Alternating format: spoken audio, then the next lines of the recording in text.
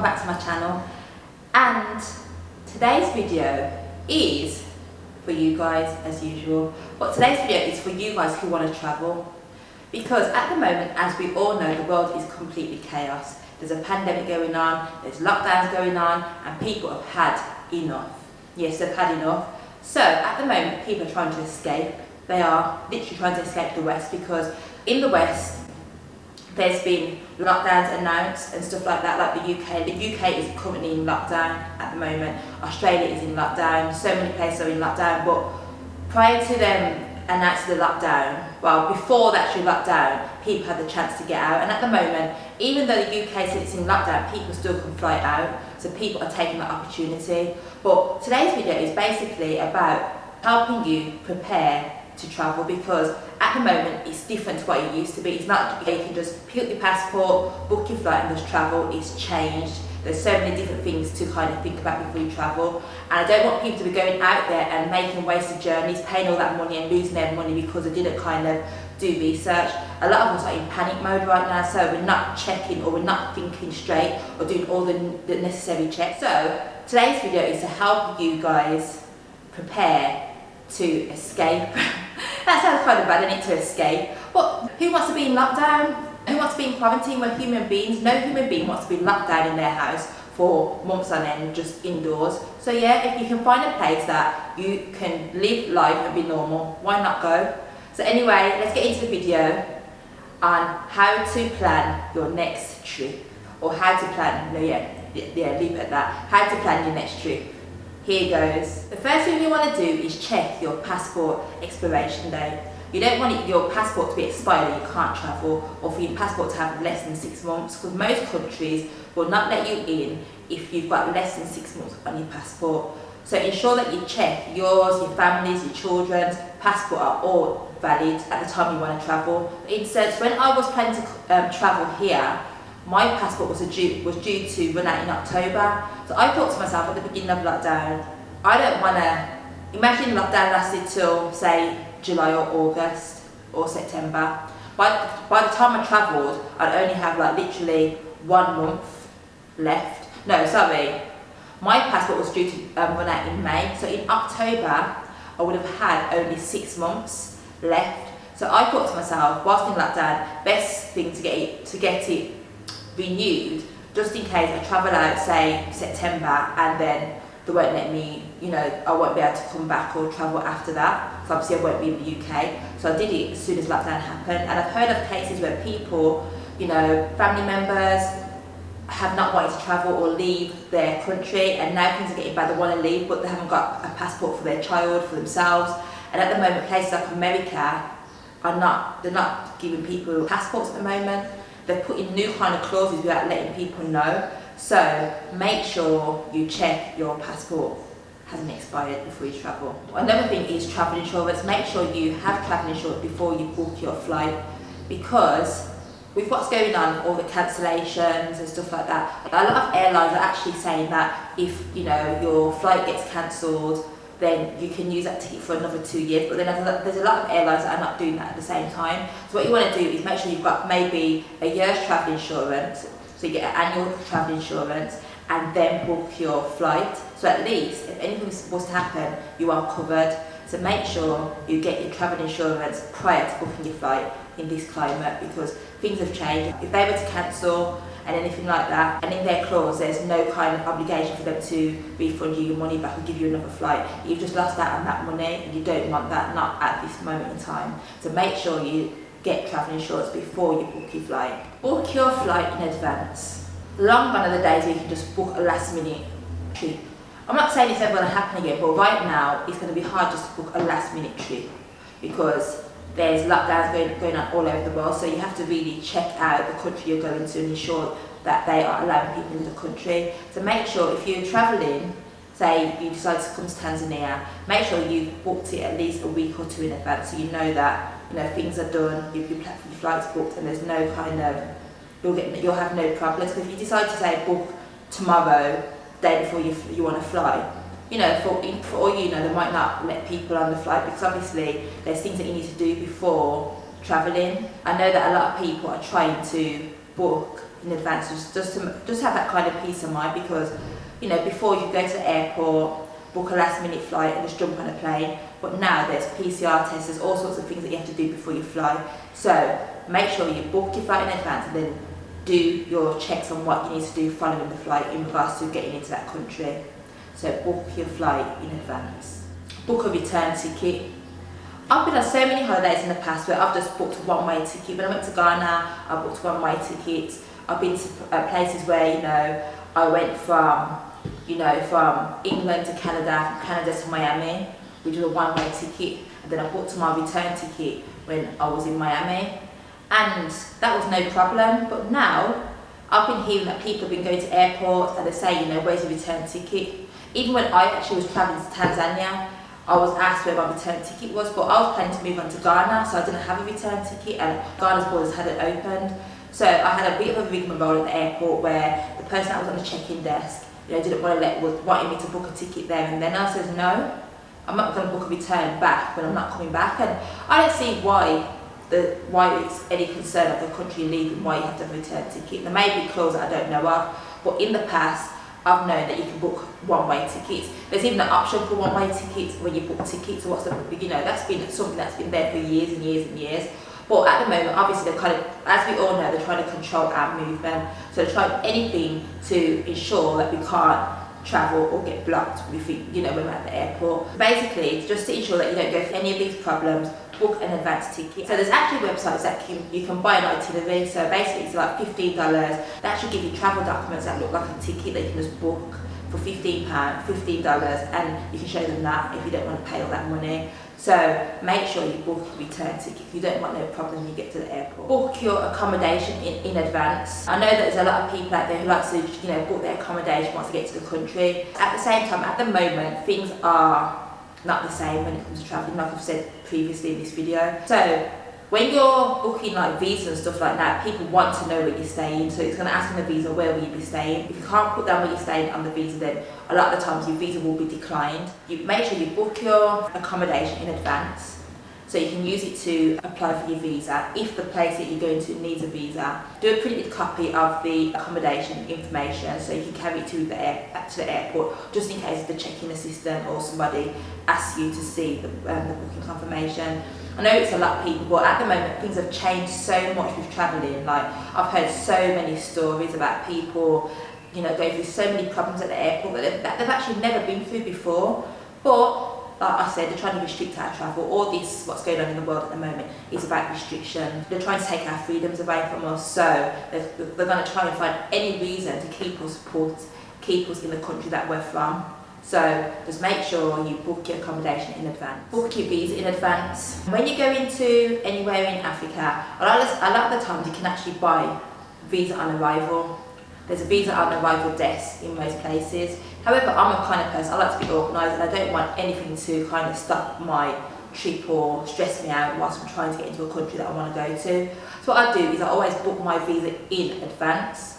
So when I came to Tanzania, I booked it online. I booked through like an agent, so I paid, I think it was like £100, and then I got my visa back in about 3 or 4 days, and I did the same thing for my dad, the same company, but I booked his visa for him online and he got it back within 2 days. And what happens is when you get to the airport in, say, Tanzania, you just go straight to the immigration desk and then they will give you a 90-day stamp. But what I've found out is that if you don't have a visa in advance, you'll have to go to the visa desk.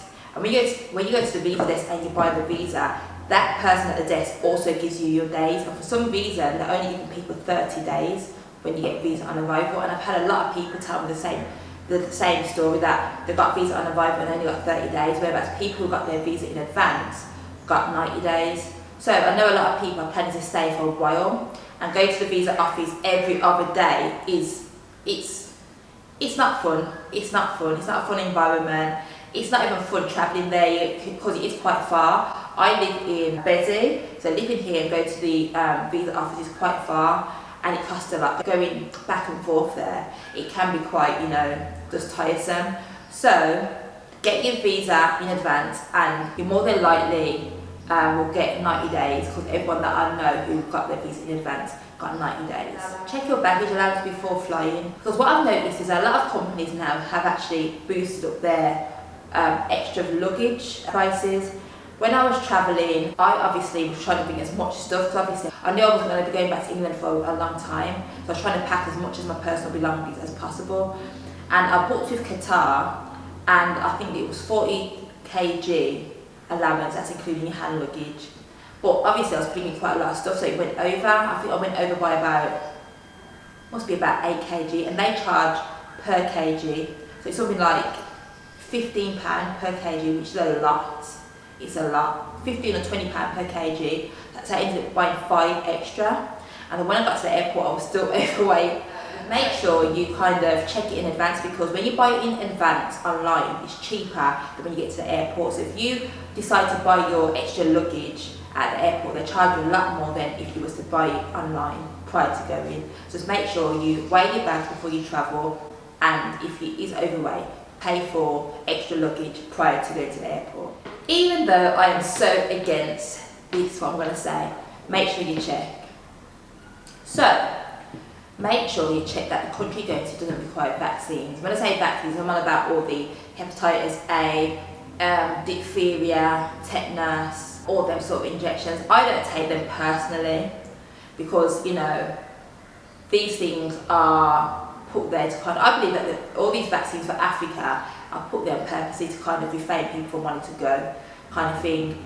I don't take vaccinations. When I first went to Gambia when I was younger, which was 20 years ago, I did take the tetanus, the hep A, diphtheria and stuff like that. I think it was polio, one of them anyway. And I took malaria tablets, but they all make you sick. So why am I putting something into my body that makes me sick and they're full of rubbish? At that point I didn't know about vaccines, but now I know, so I won't put them into my body. However, yellow fever is one I took, and it's, once you get the yellow fever, you have it forever. So you get like a little certificate, and then you can just put that in the back of your passport. And if you travel to a country that requires your yellow fever certification, then you've got that there. You don't need to get that again. But with all the rest of them, you know, personally, you don't have to take all the rest, but the yellow fever is the one that they do ask for a certificate when you arrive in, you know, whatever airport it is. So it's up to you. I'm not saying you have to take them, but I'm just advising you that check if they do ask for vaccines. The yellow fever would be the one that I'd probably advise you to get, because it actually requires a certificate when you get to most airports to prove you've had the yellow fever, and they are strict and they won't let you in with the yellow fever. So just check in advance if the country you're going to needs yellow fever. Here in Tanzania, they didn't ask for that. They don't ask for anything at the airport at all. So you're kind of cool with Tanzania. But I know places like Ghana, I think Gambia, and some other countries will ask for it in advance. I think Kenya also asked for it. I can't remember, but I'm sure they did. So just make sure that you've done your checks and you've checked whether the country you're going to requires vaccination. But if you don't want to take them, don't take them, because I don't trust them.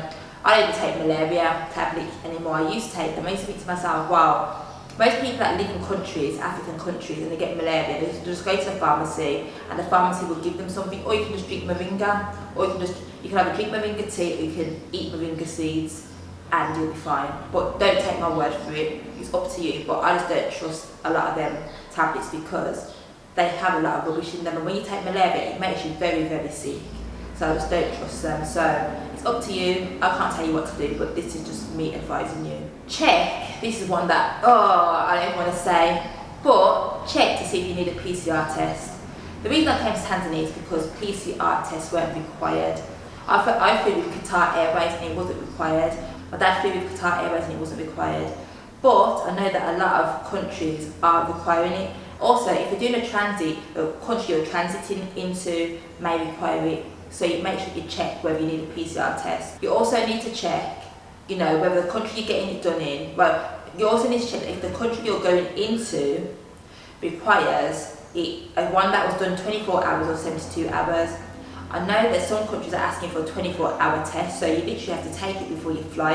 And I know it's really tight, it's a really tight amount of hours, because if your flight is delayed for any reason, say if you're flying tomorrow, you get your PCR test back today, yeah. You're flying early tomorrow morning, you've got to get your PCR test back today. And then you know, your flight's delayed for some reason. 24 hours isn't a long time to reach the country what requires it. So just make sure you just check, you know, which one the country you're travelling to or transiting through requires, and just make sure you book it in advance so you know that you can go and get the test and it will come back in time for your flight. And that's the thing. What I'm saying is that now they made it so hard to travel. You can't just book a ticket and, you know, go, or just book a ticket and do a last minute thing. You can't do that anymore because things like PCR tests are required, and you've got to book the test. You don't know if you're going to get an appointment straight away, and then you've got to do it all in, you know, such a small amount of time, and just pray that there's no kind of delays on your journey, because if there is, then you might have to take another one, which is more money. And I'm hearing that the cost between like £75 and up to £200, so they're not cheap. It's not cheap to do them, but a lot of countries are asking for them. So just check, like if you are flying to Tanzania, you're going to fly with Ethiopia, or I think Kenya, you will require a PCR test in Kenya and in Ethiopia. Though I flew with Qatar, and because I went into Doha as my transit country, I didn't need one at all along the whole journey, so I was fine. So just check what country you're transiting in through and whether they require it as well, even though most of them do. I think Tanzania is probably just one of them. I know Turkey doesn't require a PCR test. I know that Dubai doesn't require a PCR test. So there are a few countries. So maybe if you flew with Emirates as well, you wouldn't require one. But just check for yourself. If you are travelling, check that the country you're going to doesn't require you to quarantine, because some people are travelling for a long term, and some people are travelling just for a couple of weeks to get away. But if you've got to quarantine, one, that's going to shorten the length of time you have in the country. So you've got to make sure that you book your ticket knowing that, okay, then if you go for 4 weeks, 2 of them are going to be stuck in a hotel. And also, a lot of the countries that you have to quarantine in, you have to pay for the quarantine. You've got to pay for the hotel that you're staying in. So that's another kind of expense that you have to pay for. So maybe you'd want to just kind of avoid countries that you need to quarantine in before you can actually be released into the general public. I personally wouldn't go to a country that I have to quarantine, because what's the point? A lot of the hotels are hotels that are being picked by the government that you have to go to. I personally wouldn't travel to a country that I need to quarantine in, because they've picked the hotels that you have to stay in, and a lot of them hotels are expensive. I remember I was checking for Ghana when I was going to Ghana, and they was charging something like, I think it was like about £80 a day or $80 a day, which is a lot if you've got to stay there for 14 days. It's a lot. Then you've got to do the PCR test whilst you're in the hotel, and you have to pay for that as well. So you just have to make sure that if you don't mind quarantining and you don't mind the expense, then that's fine. But if you do, then make sure that you check that the country you're going to, you don't have to quarantine in before you're actually released into the country. Make sure you have enough cash, because like I was saying before, if you're travelling with children, for instance, or say you're travelling with your spouse or something like, or you know, your family members, and say if you pay for your PCR test and then there's a delay, you have to take another one, that's extra money. Say if you have to quarantine in the transiting country, that's more money. Then you have to quarantine in the country you're going to, and also do another PCR test, because Ghana is asking for a PCR test. Once you also get there, you've got to pay for that, and I've heard it's about $200. So, and if you've got maybe younger children or teenagers that you're travelling with, all of you having to do that is going to cost a lot of money, kind of thing. Say if there's 4, say if it's you, your partner, 3 children who are all, you know, 18, 19, 20 for instance, or along them ages, you're going to have to pay for a PCR test for all of them. You'll have to pay for quarantine for all of you together. It's a lot of money. So make sure you've got enough money, and also delays. You might be delayed in the country you're going to. Say if the world goes to another full lockdown, you could be stuck in the country that you're going to visit for 3, 4, 5 months. I know when it was the first lockdown, people were stuck in Ghana who travelled from America, who were only planned to be in Ghana for like 2, 3 weeks, and they ended up being in Ghana till like from March to like July, August. Some of them couldn't get out, and then, you know, they ran out of money for their hotel, they had to buy a new ticket and all this stuff. So we have to plan in advance, we have to plan for the future. We just don't know what's going to happen. So if you are travelling, just make sure you've got enough money stacked away, just in case of any emergencies or any problems that might occur, what you wasn't kind of planning to happen, or you didn't plan for, or you didn't account for. When travelling to the airport where you're flying from, make sure you get there at least 3 hours early, not 2.5 hours, not 2 hours, 3 hours at the minimum. And the reason I say that is because in the airports, what I've noticed now is that when I was traveling to Tanzania, usually it's so quick just to go through, like, you know, check-in, security and stuff, but for some reason it's taking a lot longer. I don't know if it's because at check-in they're questioning people more, they're kind of, you know, asking for people to show certain evidence and people can't show it, and then, you know, people get into arguments, people get into long discussions, that people are trying to book return tickets that they didn't have. So there's so many more problems at occurring at airports at the moment that you have to have a lot more time kind of planning in advance. People's PCR tests are running out, or ran out because their flights are delayed and they've got to get a new PCR test at the airport. There's so many things going on. Like, I've heard some stories about people just getting onto their flight because they didn't have their visa printed off or something like that. So just make sure that you plan in advance. If there's a group of you going, get there at least 4 hours before. So if there's any problems with one or two of you or the whole group, then you'll have time and you'll make it for your flight. The last thing you want right now is to miss a flight, because you can't guarantee that you'll be able to just book another flight and get on it. Do you know what I mean? Because if you had to have a PCR test to travel to that country, and then you've had to book a new flight, and then that's like 10 hours later, your PCR test will more than likely run out before you get to the country. So just make sure that you get to the airport at least 3 hours, well, minimum of 3 hours in advance. Just make sure that you have learned a few phrases using the country that you're travelling to. So when you get to the airport, you can ask for simple things, how to get a taxi, how much, and stuff like that. So just learn just a few phrases. Shilingapi will be how much in Kiswahili. Mambo is like just a greeting, how are you, or jambo, and stuff like that. Just learn simple phrases that you can kind of carry along with you. Just learn as much as you can. I'm still learning at the moment. I'm still learning. I've been so busy. I haven't been able to fully concentrate on it. Hopefully in the next couple of weeks I can just get my head down and start practicing, because I need to learn phrases. I think that being in Tanzania, take it for granted. You just think that everyone speaks English, but English isn't our language. It's not our African language. So I don't know why we always expect people to speak English. It's the language of the West that was forced onto many of us, and we've kind of, you know, believe that everyone should be speaking English, whereas, you know, we've come here so we should get to know Kiswahili as much as we can.